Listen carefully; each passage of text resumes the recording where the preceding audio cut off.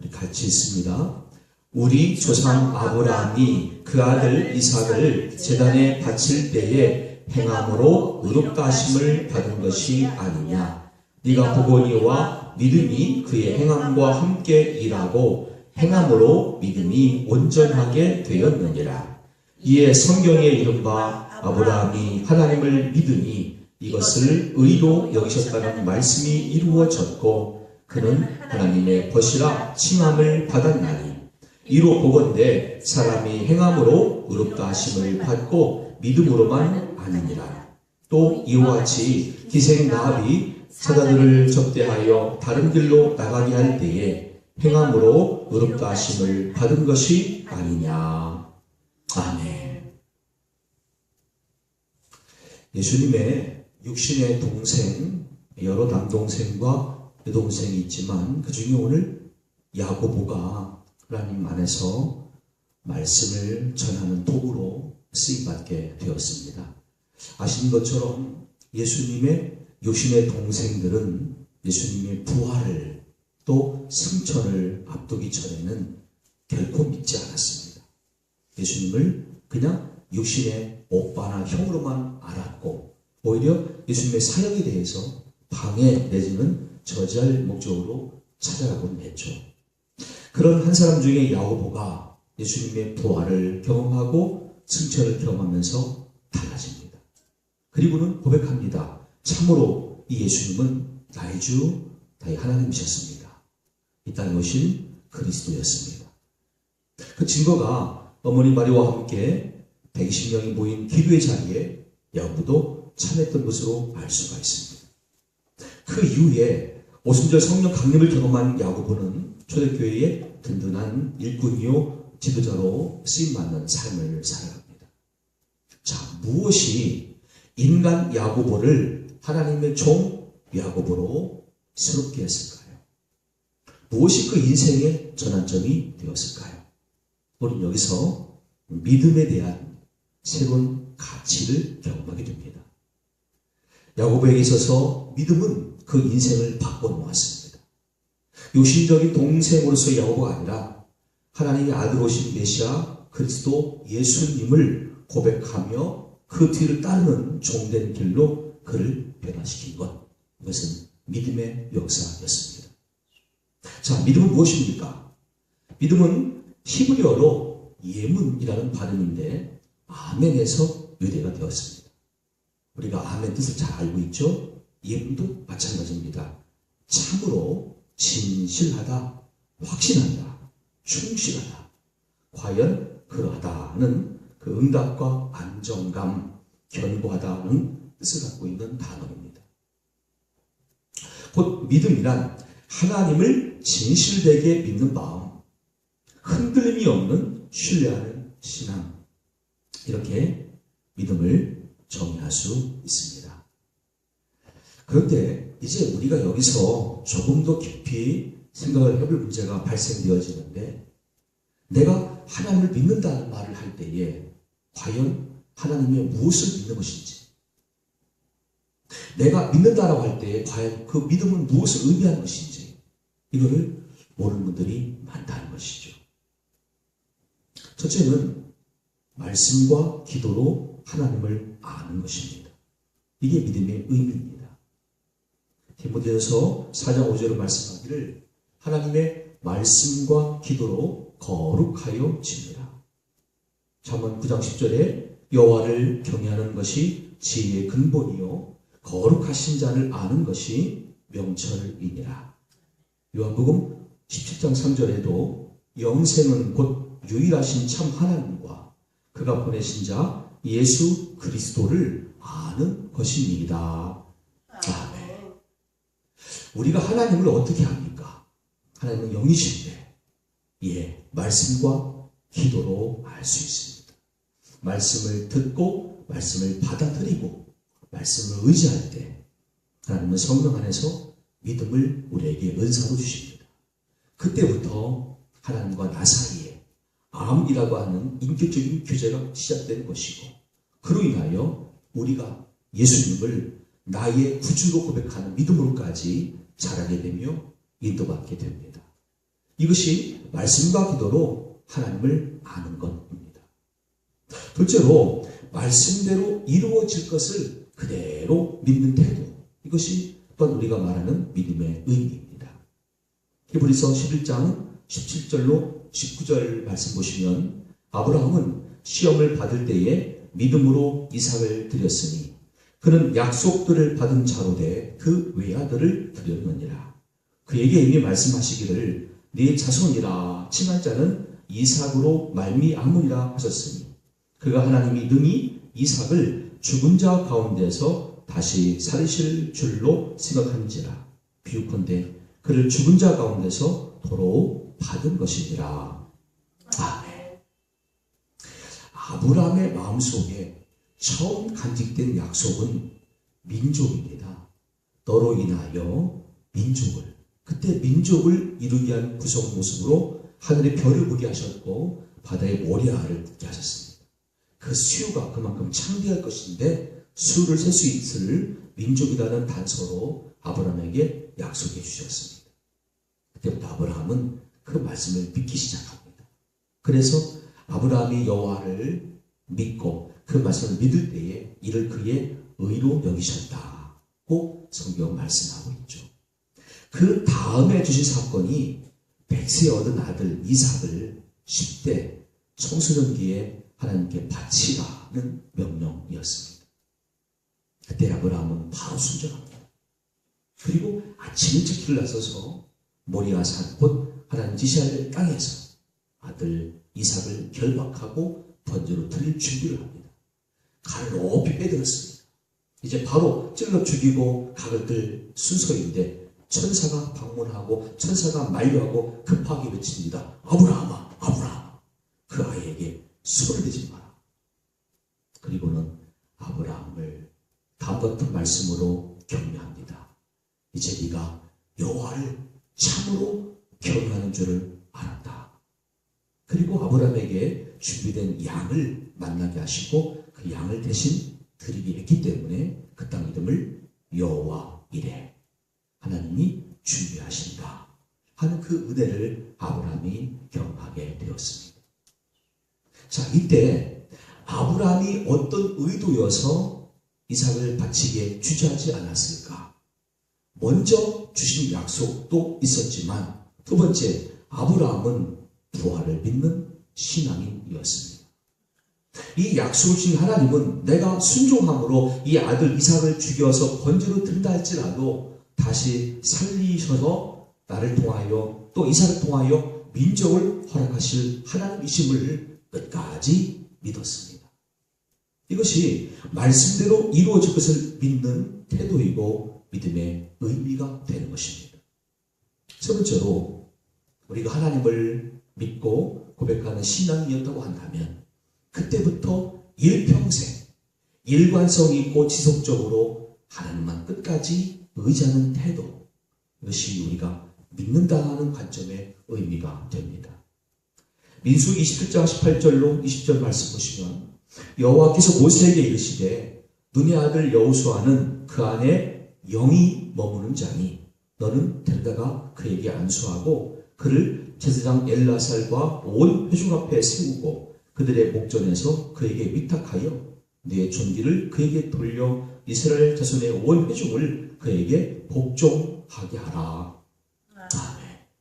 하나님 보실 때에 여호수아에게 성령이 머문다라고 보신 것이죠.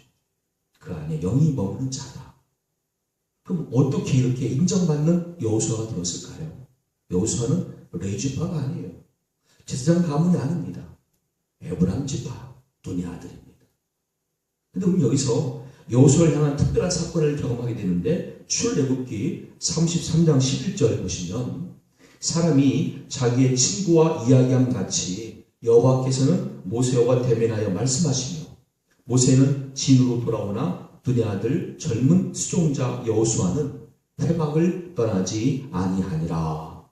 아멘. 이 말씀으로 여호수아의 신실함을 알 수가 있죠. 회막을 지키면서 하나님의 임재를 경험하면서 그는 모세는 아니지만 모세 같은 믿음과 순종을 다짐하는 청년이었습니다. 이 태도, 하나님을 끝까지 의지하는 태도, 이것이 우리가 고백할 수 있는 믿음의 의미 세 번째가 됩니다. 자, 이런 믿음일 때는 하나님께서는 당연히 그들의 삶의 결과를 허락하시죠. 이 믿음에 이어지는 결과에 대해서 다시 생각해 본다면, 첫째는 믿음은 인생의 궁극적인 승리와 부활을 보장해 줍니다. 요한복음 11장 25절과 26절에 예수께서 이르시되 나는 부활이요 생명이니 나를 믿는 자는 죽어도 살겠고 무릇 살아서 나를 믿는 자는 영원히 죽지 아니하리니 이것을 네가 믿느냐? 아멘. 이 정도 고백할 수 있습니다. 예, 제가 믿습니다. 왜? 믿음이 뭔지를 알았기에, 그 믿음의 의미가 뭔지를 알았기에 이제 우리는 말씀 안에서 확신 갖고 고백할 수 있습니다. 예, 제가 예수님을 나의 주, 나의 그리스도로 고백하며 주님의 부활도 믿습니다. 나를 향한 부활의 약속도 믿습니다. 이렇게 고백하게 됩니다. 둘째로 이 믿음은 가족의 구원과 생명책에 기록되는 은혜를 제공하게 되죠. 25절 말씀에 또 이와 같이 기생 라합이 사자들을 접대하여 다른 길로 나가게 할 때에 행함으로 의롭다 하심을 받은 것이 아니냐라고 말씀하셨죠. 잘 알다시피 여리고 성의 기생 라합은 이미 자기 성으로 가까이 오고 있는 히브리인들에 대한 소문을 들었습니다. 그리고 그 소문의 진위를 분별했습니다. 그리고 정확한 정보를 갖고 있었습니다. 그는 자신의 집에 찾아온 청탁국 두 사람을 숨겨둡니다. 자, 그들에게 고백하는 대목을 보신다면 라합이 어떤 신앙인지를 알 수가 있죠. 여호수아 2장 8절로 11절 보시면 또 그들이 눕기 전에 라합이 지붕에 올라가서 그들에게 이르러 말하되 여호와께서 이 땅을 너희에게 주신 줄을 내가 아노라. 우리가 너희를 심히 두려워하고 이 땅 주민들이 다 너희 앞에서 간담이 동나니 이는 너희가 애굽에서 나올 때에 여호와께서 너희 앞에서 홍해물을 마르게 하신 일과 너희가 유다는 저쪽에 있는 아모리 사람의 두 왕 시온과 옥에게 행한 일 곧 그들을 전멸시킨 일을 우리가 들었음이니라. 우리가 듣자 곧 마음이 녹았고 너희로 말미암아 사람이 정신을 잃었나니 너희의 하나님 여호와는 위로는 하늘에서도 아래로는 땅에서도 하나님이시니라. 아멘. 정확하게 하나님 여호와를 알고 고백하는 신앙인이었던 것이죠. 그로 인하여 라합만 아니라 라합의 가족 모두가 구원받았고요. 라합은 바로 보아스를 닮는 예수님의 계보에 오르는 여인이 되었습니다. 믿음은 이런 엄청난 결과를 가져옵니다. 또 믿음은 우리 각자의 삶에서 하나님을 기쁘시게 하는 유일한 방법이죠. 히브리서 11장 6절에 믿음이 없이는 하나님을 기쁘시게 하지 못하나니 하나님께 나아가는 자는 반드시 그가 계신 것과 또한 그가 자기를 찾는 자들에게 상 주실 것임을 믿어야 할지니라. 우리가 오늘 말씀 안에서 하나님을 알고 예수님을 주로 고백하며 이 믿음을 간직하고 있을 때, 이 믿음의 생활을 이어가고 있을 때, 그것은 곧 하나님을 기쁘시게 하는 유일한 방법인 줄로 믿으시기를 축원합니다. 그래서 우리 믿음 생활도 이제는 변함없는 모습으로, 지속적인 모습으로, 일관성 있는 모습으로 하나님께 영광이 되시기를 바랍니다. 네 번째로 믿음으로 기도하면 또 응답도 약속되어 있습니다. 야고보서 1장 6절 7절 말씀 보시면 오직 믿음으로 구하고 조금도 의심하지 말라. 의심하는 자는 마치 바람에 밀려 요동하는 바다 물결 같으니 이런 사람은 무엇이든지 주께 얻기를 생각하지 말라. 아멘. 예, 마귀는 우리가 믿고 확신 가운데 구하며 기도할 때 항상 방해합니다. 어떻게 방해하냐면 아주 교묘하게 의심을 갖다 놓죠. 오늘 네가 그렇게 기도할 때 과연 하나님 받으실까? 하나님이 들어주실까? 너 자신을 봐. 너 믿음으로 완전한 사람이야? 너 믿음 충만한 사람이야? 너 아니잖아. 오늘 우리가 여기서 손든 게 뭐냐면 믿음 자체를 말씀하는 것인데 믿음의 정도를 마귀가 딱 우리에게 넣었을 때 거기에 섰는 거죠. 맞아. 나 믿음이 100%가 아닌데. 성경에는 퍼센트를 말씀하는 게 아니라 믿음 자체예요. 내가 하나님을 아버지라 믿고 예수님을 나의 구주로 믿는 그 믿음 안에서의 기도를 말씀하는 것인데 마귀는 퍼센트를 넣죠. 너 완전하지 않아. 너 100% 아니잖아. 그때 우리 스스로가 무너져요. 그때 의심이 들어와요. 그 다음 결과는 불보듯 뻔하게 되는 것이에요. 야고보서 5장 15절 말씀은 우리에게 큰 격려가 됩니다. 믿음의 기도는 병든 자를 구원하리니 주께서 그를 일으키시리라. 혹시 죄를 범했을지라도 사심을 받으리라. 아멘. 믿음 본질이 문제지 믿음에 대한 정도는 말씀하지 않으셨어요. 우린 여기서 큰 위안과 용기와 격려를 얻는 것입니다. 이제 우리는요, 신구약 성경 66번만 하나님 약속의 말씀으로 믿어야 됩니다. 그리고 그 말씀의 뜻을 주님의 뜻으로 받아들이고 순종해야 됩니다. 그럴 때 그것을 하나님은 믿음으로 인정하십니다. 예수님은 마태복음 7장 21절과 23절까지 해서 다음처럼 우리에게 말씀해 주셨습니다. 나더러 주여 주여 하는 자마다 다 천국에 들어갈 것이 아니요 다만 하늘에 계신 내 아버지의 뜻대로 행하는 자라야 들어가리라. 그날에 많은 사람이 나더러 이르되 주여 주여 우리가 주의 이름으로 선지자 노릇하며 주의 이름으로 귀신을 쫓아내며 주의 이름으로 많은 권능을 행하지 아니하였나이까 하리니 그때 내가 그들에게 밝히 말하되 내가 너희를 도무지 알지 못하니 불법을 행하는 자들아 내게서 떠나가라 하리라. 아멘. 우리가 믿기 때문에 순종하는 것인데 그 믿음과 순종의 모든 기반은 하나님의 말씀줄로 믿으시기를 축원합니다. 말씀대로예요. 그 말씀 그대로의 믿음과 그 말씀 안에서의 순종이 하나님께 인정받는 것이지 말씀대로 행한다. 내 뜻대로 주님 말씀대로 따로가 아니라는 것이죠. 이거는 우리가 명심할 필요가 있습니다. 그래서 우리 안에 말씀대로 행하지 않는 이 거짓 믿음을 우리는 정말 경계해야 되고 내 삶에서 끊어 버릴 수 있는 결단이 필요한 것입니다. 죽은 신앙. 이거는 우리를 백해 무익으로 인도한 것이죠. 기독교 2000년 역사는 말씀을 믿고 말씀만에 순종한 자들의 믿음의 역사이지 행함이 없고 믿음이 없는 그들로서는 그 역사를 계속 이어갈 수가 없었습니다. 이제 우리가 다시 한번 도전받고 마음속으로 결단할 제국이 생깁니다. 사랑하는 여러분, 우리는 정말 하나님을 사랑하십니까? 그러면 참 예배를 말씀대로 회복하시기를 바랍니다. 이 사진은 한국 전쟁 도중에 미군 부대의 예배 실황을 찍은 사진입니다.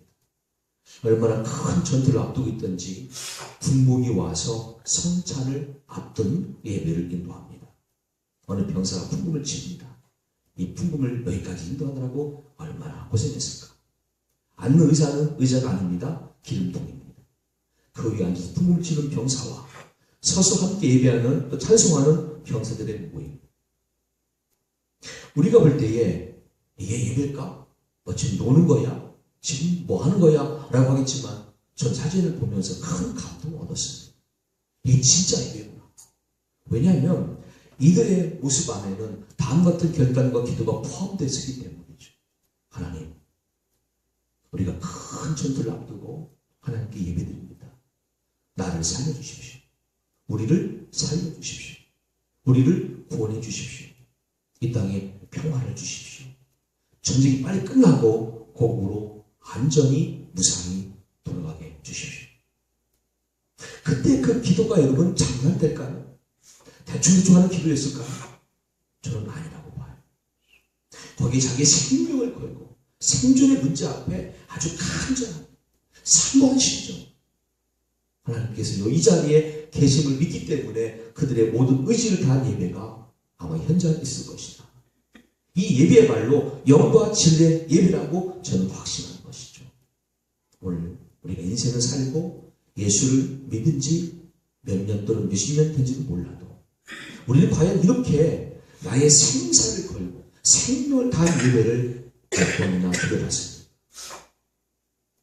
이들만큼은 아니할지라도 우리 안에 그래도 내가 영과 진리로 하나님을 갈급하며 은혜를 사모하며 이런 생명과 예배를 드린 적이 있습니다 하시는 분들은 그 믿음을 이제 계속 이어가시기를 바랍니다.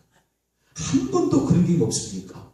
오늘 이날을 기점으로 해서 그렇게 하나님을 찾고 예배자로 헌신할 수 있기를 예수님 이름으로 간절히 축복합니다.